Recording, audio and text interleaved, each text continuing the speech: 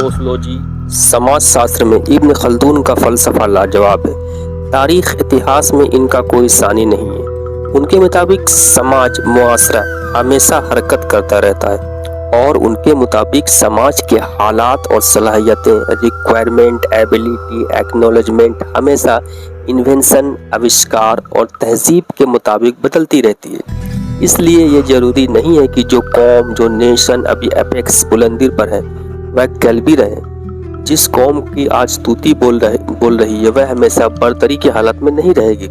उनका ये भी मानना था कि जिस तरह फ़र्द, इंडिविजुअल, व्यक्ति की उम्र होती है उसी तरह नेशन भी अपने उम्र को पहुंचता है, बुलंदी पर पहुंचता है और फिर आहिस्ता आहिस्ता वो पतन का शिकार होता जाता है और यह इतिहास में लगातार हो रहा है। उन्होंने नेशन को 3 दौर में बांटा। जी हाँ, 3 मुख्तलिफ दौर में बांटा। तो आइए बात करते हैं पहले दौर की, फास्ट फेज की। इसका पहला दौर जो होता है वो 40 या 50 साल का होता है या उससे ज़्यादा भी हो सकता है। इसमें सल्तनत अपने शबाब पर होता है क्योंकि इसमें ऐसे अफराद, इसमें ऐसे व्यक्ति होते हैं जो बहादुर और मेहनती होते हैं और उनमें आराम परस्ती, ऐश परस्ती, जीवन के भोग विलास को पाने की लालसा बिल्कुल नहीं होती।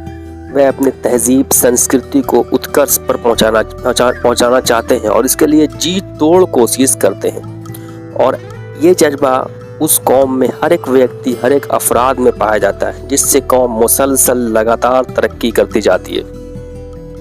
उसके बाद आइए आते हैं दूसरे दौर पे। दूसरा दौर आराम और ऐश परस्ती का आता जाता है और तहजीब और तमद्दुन, सभ्यता और संस्कृति अब जेहन में, सैकों में, नफ्सियात में नहीं बल्कि इमारतें, नाच गाने, तमाशे में भी दिखाई देने लगते हैं। दौलत का अफराद होता है और नशा और शबाब आम हो जाता है। लोग बेगार की बहस में पड़ जाते हैं और अपने दौलत को खर्चा करने के लिए तरह तरह के रस्म रिवाज में हिस्सा लेना शुरू कर देते हैं। अगर हम तारीख़ का मुताला करते हैं, तारीख़ के तालिब इल्म में, तो ये देखते हैं कि इतिहास में हमेशा ये होता रहा है, हिस्ट्री रिपीट इटसेल्फ।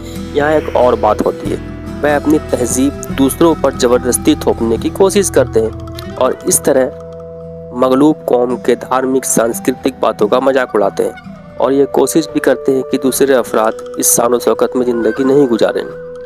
लेकिन ऐसा करने के बाद आहिस्ता आहिस्ता उनका पतन होता जाता है और वे खुद अपने नेशन को नीचे की ओर ले जाते हैं। तीसरा फेस, ये जो तीसरा फेस होता है इसमें ऐसे लोगों की कसरत होती है जिन्होंने ज़िंदगी की शक्ति कभी देखी ही नहीं और जो महज ऐश व आराम के माहौल में पले पड़े हैं। भोग विलास को पाना ही उनका वाहिद मकसद है। इसलिए ये लोग केवल ईगो बेस्ड ज़िंदगी, जी हाँ मैं बात कर रहा हूँ ईगो बेस्ड ज़िंदगी, मैं नहीं बल्कि इब्न खल्दून बात कर रहे हैं। ईगो बेस्ड ज़िंदगी मतलब get pleasure and avoid pain में रह जाते हैं और ये हर वक्त जिस्मानी खुशी चाहते हैं, जिससे ये बुज़दिल, तुनक मिजाज हो जाते हैं और वो दुनिया को समझते ही नहीं हैं। इनसे इनकी बसीरत मतलब माया को समझने का गुण छीन लिया जाता है और आखिरकार फिर वो आहिस्ता आहिस्ता पतन के आखिरी दौर से गुजरते हैं। अगर हम भारत की ही बात करें, मुग़ल वंश को देख सकते हैं, उनका आखिरी दौर क्या था, या फिर उससे पहले भी यूरोप के राष्ट्र को देखें, रोमन साम्राज्य को देखें, अब्बासी खिलाफत को देखें,